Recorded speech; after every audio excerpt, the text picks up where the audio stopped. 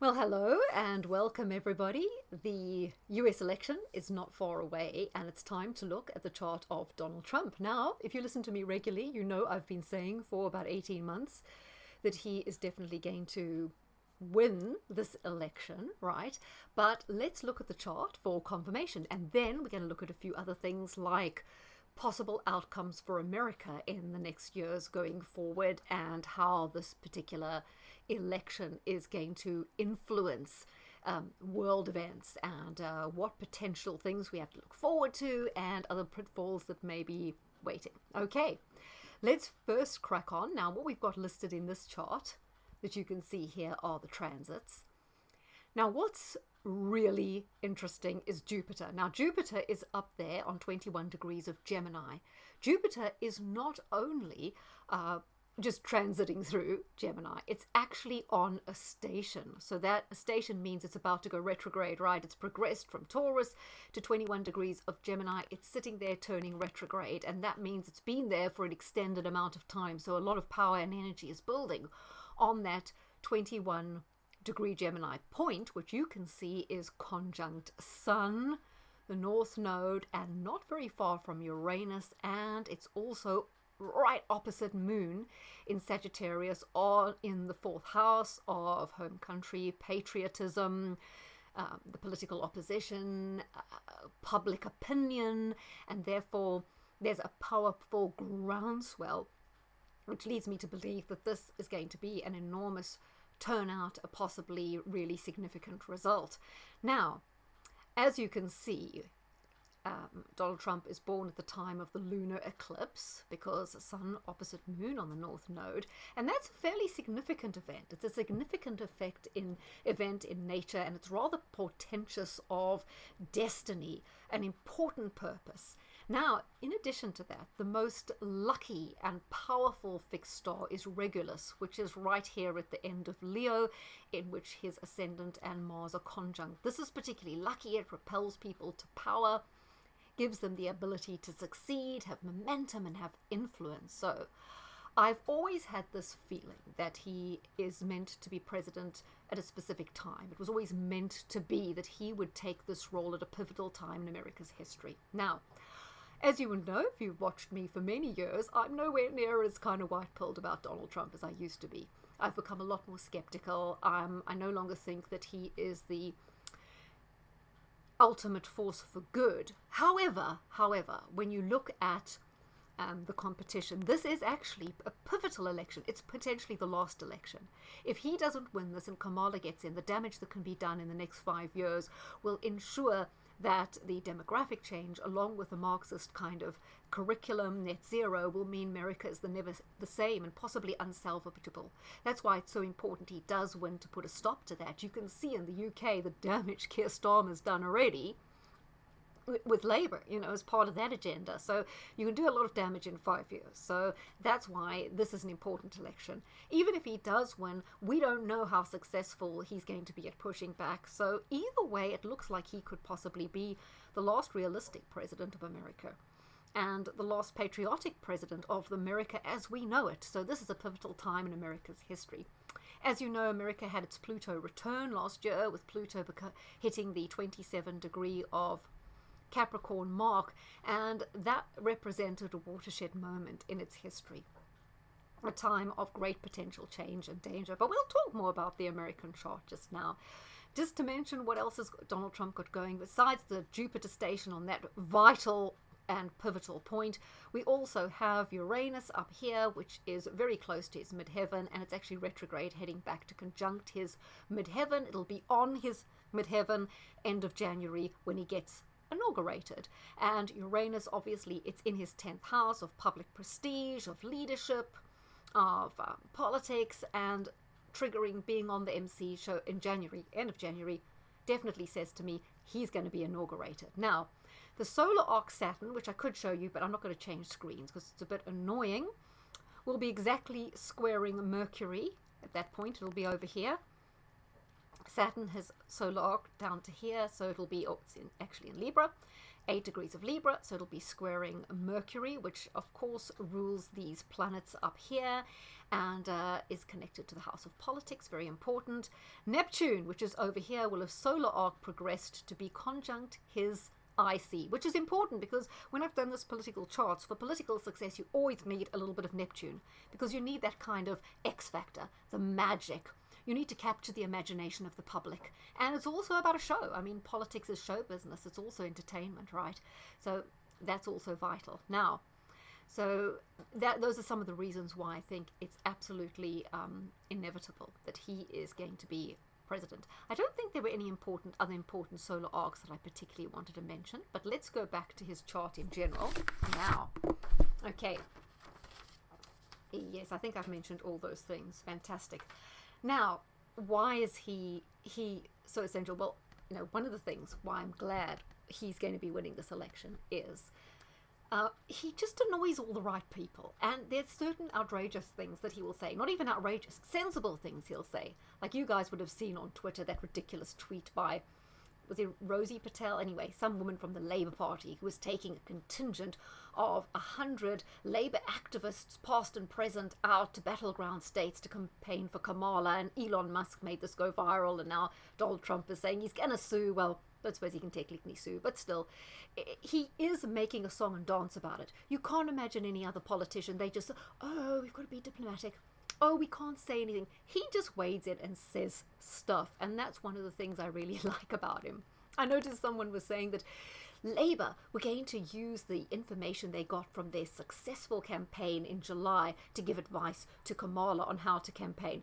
Yeah, I'm sure these English people landing on the doorstep of people in North Carolina who've just had that hurricane and have got no state help from the Biden government are going to be very receptive to these British people telling them how to vote.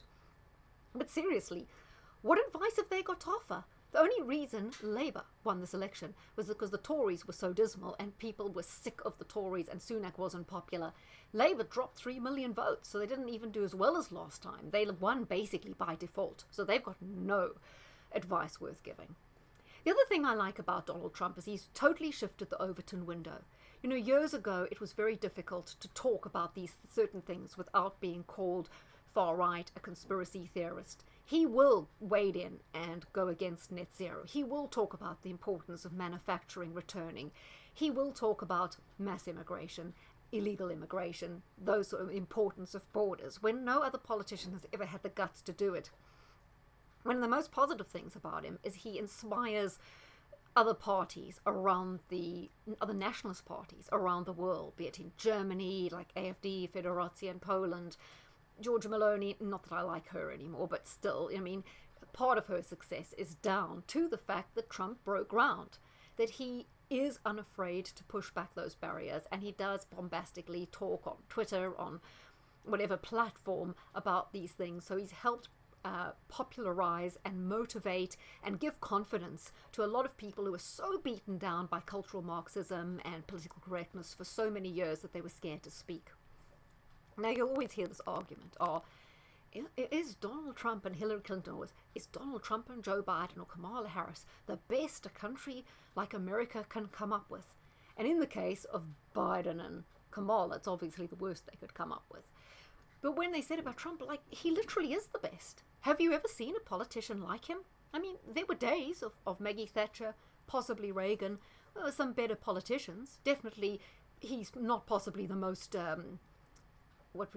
intellectual politician, but he is one of the most effective politicians. He's a fantastic communicator. He's an entertainer. He has that wow factor, X factor, the pizzazz. He excites the crowd. He knows how to say the right things. He's got a sense of humor. He trolls people.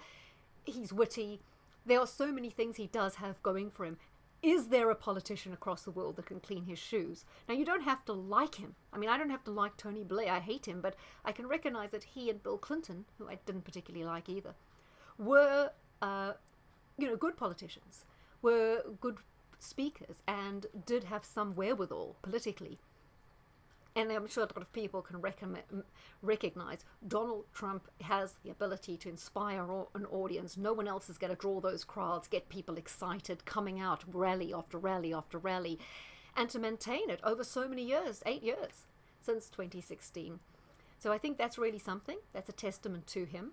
And another thing is loads of people hate him. If you're a good politician, half the people are going to absolutely despise you because they know you're effective. Not like these mealy-mouthed, milquetoast, insipid, useless politicians that we have across the board, mainly in the America. Most of Congress are like that. Most of our parliament are like that. They are pathetic. They have no personality. I mean, Keir Starmer couldn't be more bland. I mean, if you just mixed some flour and water and slopped it on a plate, that would be him. The guy's got nothing going for him, and most of the politicians like that. They're only memorable for being ridiculous, like Angela Rayner, Rachel Reeves, David Lammy.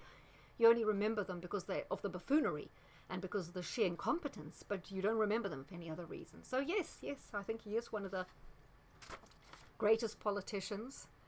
And as I say, you don't have to like him to particularly say that. Okay, I think he could stall the World Economic Forum agenda, which is important because we're in the countdown now until 2030, when we really have to, inspire everyone around the world to wake up to what's going on. He'll be far more helpful in that than Kamala, but he can sometimes be a little bit weak and disappointing. It really just depends on the day.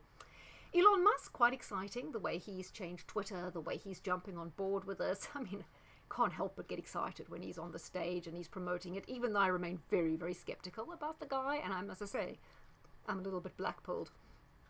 Trump victory is essential for free speech.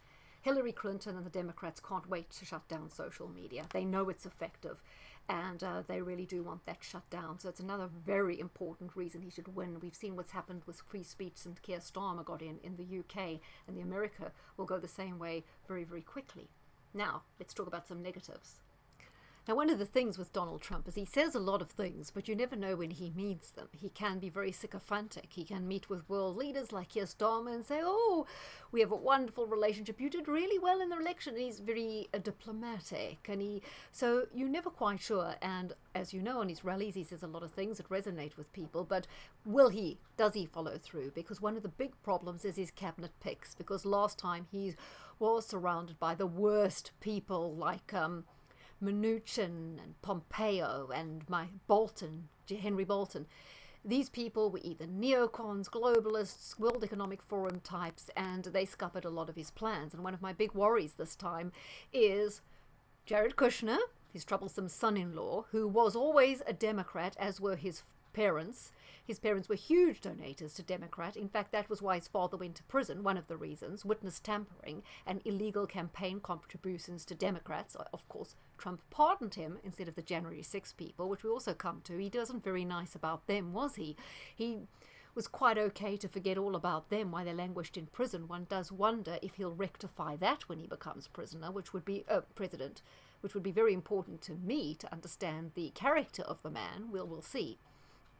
So now, so Kushner was a Democrat until about 2015, then he became an independent, then in 2018 he finally became a Republican. He's not. He's a Democrat through and through, as is Ivanka, and they say totally different things behind closed doors to what Trump's telling his audience, which is a worry.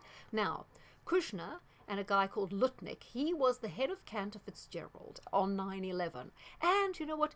He wasn't at work that day, because he took his young child to the first day of school. So he kind of managed to miss work on 9/11. Lucky, hey? Maybe it's luck of the Irish.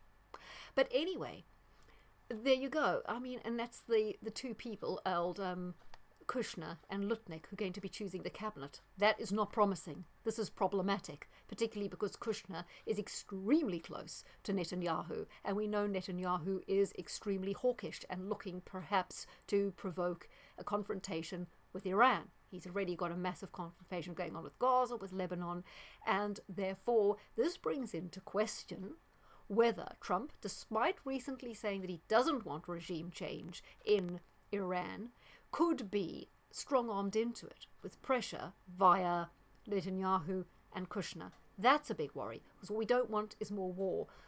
Although, chart-wise, I don't really see it, although Iran doesn't exactly have a reliable chart, so I can't say for sure. So one of the big problems with Trump is Kushner and also his cozy relationship to Netanyahu.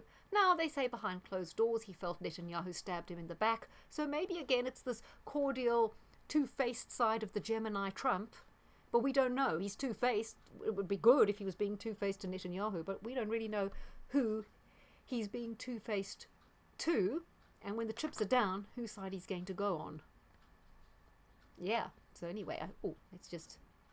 Now, the other thing that worries me is General Flynn, because I know that Trump is keen to have him there, and at one point he seemed reasonable, but now he was totally deluded. At one point he was almost up going along the queue lines, and he's another one of these, Israel is our best friend. Israel is not America's best friend or anyone's best friend. They just want America's young people to go and fight their wars for them, and it's a time a lot of people got to grips with that and realized the powerful impact of AIPAC and JINSA and other such organizations on America. But anyhow, this is America's chart, and I also want to chat about that. Now the other problem with Donald Trump, and the same thing runs through with Nigel Farage and reform, is they talk out about illegal immigration or all kind of refugees and that kind of, but they totally for legal immigration. They must come in, says Donald Trump. But you've got to realize, first of all, who decides whether it's legal or illegal? You can make it illegal with a stroke of a pen. But what also is important is it's all the same problems. It's the upward pressure on housing, because more people competing for rents and for houses. Now, the government like that because it pushes up, inflates GDP. More people coming in, more spending, more demand. It inflates GDP, makes the economy artificially look good. When house prices are going up, people feel good about themselves and they feel wealthier, so it also is an artificial measure. Plus, when house prices go up, government rakes more in through capital gains tax, like they're doing in the UK, or inheritance tax. But also, more people coming in, it's downward pressure on wages. That's why the big corporations love mass immigration, whether it's legal or illegal, it doesn't really matter. And it all boils down to the fact that the economic system is not smart. It's a Ponzi scheme. By the way, there's a great Aussie show on. It's about a woman called Melissa Caddick, who ran a Ponzi scheme in Sydney. And if you don't know what a Ponzi scheme is, it's pretty simple, and this is a good show to watch. It's called Missing or something like that. It's on ITV. But anyway, if you look up, a dramatization of her life has been made up, and it's a really good show.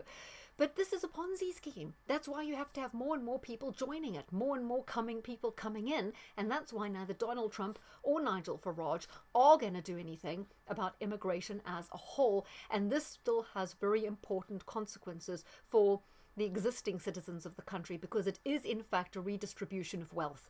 Inflation erodes the wealth of pensioners and people who've already saved, and their wealth declines, new people come in, there's far more competition, harder to get jobs, and as I say, for young people coming out of college, far more difficult to get on the property ladder. So you've got all those same problems, and it's all happening to keep the whole Ponzi scheme going, and I don't think Donald Trump will want to collapse that. Therefore, the whole immigration scenario is not going to be dealt with. Another thing is, all this is from Pluto entering Libra, 1971, when Nixon decoupled gold and the dollar. Ever since then, the economy's been based on the financializations, financial industry, and then later derivatives, and all sorts of ways to create a hall of mirrors out of the economy. So you constantly reflect something that's not really there to create a zombie economy that's increasingly not based on manufacturing, minerals, or anything real. Productivity is declining, and it's all based on foundations of sand, and that's why you need the people coming in all the time to prop it up. And that's why I say that there's a lot of things that people hope will happen that won't happen. Okay, but I do think he'll push back on net zero, definitely, and not on taxing cars, and I do think he'll be sponsoring American energy, not destroying it like the stupid Labour government is doing. I mean, solar panels over England's green and pleasant land. Have you ever seen anything satanic? You know the hymn that goes about the dark satanic mills? It's called Jerusalem. You'll know that hymn. Well, now it's like the dark satanic solar panels covering the green and pleasant land. It's sick. These people are utterly, utterly sick. Yeah, so there's a couple of my concerns. However, I do not think Trump will want to take America into any further escalation in the Ukraine conflict. I think he'll scale that back. However, I think the United Kingdom, particularly, along with Europe, might want to scale that up, leading to America being dragged in. Remember, America were dragged into World War I and World War II. They didn't really want it. It's possible they're going to be dragged into this one as well. So America, whatever Netanyahu wants with Iran, it may end up being Russia, which I believe it will based on transits. And you've heard me many times before articulate the similarities between now and the Crimean War, World War II, time when Russia was attacked in 1941, St. Petersburg attacked by Germany. So lots of indication that it's really going to be Russia, not Iran, where the action is. Let's just look at the chart of America, which I think is quite important. So you'll see Mars in Gemini is also triggered by transiting Jupiter, Mars ruling the 5th, but Mars also in the house of war, the 7th house, and Mars being the planet of war. So that's kind of interesting. And Donald Trump's Sun, Uranus, North Node, and Moon all trigger Mars in Gemini. So there you go. Lots of indication of the house of Mars, the planet of aggression, in the house of war being triggered, which is kind of interesting. Crucial, however, is Uranus. Now, as you know, Uranus is in about 27 degrees of Taurus. It's going to reverse to 24 degrees or 23 degrees of Taurus, and then it'll go direct again next year. So between now and next sort of April, May, it's going to be squaring Moon here in Aquarius, right? Moon, which rules the 8th house. So that could be finances, financial crash, the economy. Remember, Donald Trump's planets, Saturn and Venus, trigger this Mercury in America's 8th house. And he has some other planets, I think it's Neptune, triggering Jupiter here. So there is a connection between Donald Trump's chart and many of the American chart's planets, indicating why he's such an important leader for them and has such a connection to the country. Bear in mind, the Moon, 26 is the Moon of America, 26 Aquarius, is exactly on his descendant as well. So he has a powerful connection to the fate of this country. And also this includes the 7th house, house of war, foreign relations, allies of America, and also the planet of debt, finances. Now, debt spiraled out of control when he was last in power, despite what he said. That was partly due to COVID. What will we see now? The debt bubble bursting, the economy crashing. It's all very interesting. And one of the similar transits was in the panic of, I think it was 1850. I can't remember the date on that one. But one of the similar things was the panic of 18 sometime. One of the panics was similar to the transits now. So that was a stock market crash. We're kind of waiting for it, aren't we? Particularly as Pluto leaves Capricorn. Do listen to my broadcast on Pluto changing sign, which goes through Pluto in Aries right through Pluto in Aquarius, to give us a flavor of what that could possibly mean and why Pluto moving signs is so important. Now, Uranus square Moon. When else did this happen? Well, it happened in 2021, around the time of 9/11, just before the Second Gulf War and the whole Afghanistan affair, so America at war overseas. It was also happening around just before the Cuban Missile Crisis. It happened around the time of Iran-Contra, and it also, when it happened at the time of Iran-Contra, was also a very big recession, and it was also a time in 1981 when this Uranus thing was triggering Moon in the America's chart, that we also had Israel attacking Lebanon. So that's kind of tying into now as well. In 1939, 1940, Uranus was in it was Leo at that stage. Was it? Oh no, it was back in Taurus. So the same as it was now, 1939-40, and we know America was about to be dragged into the Second World War. So each time Uranus is triggering Moon, we have America involved in war on foreign soil.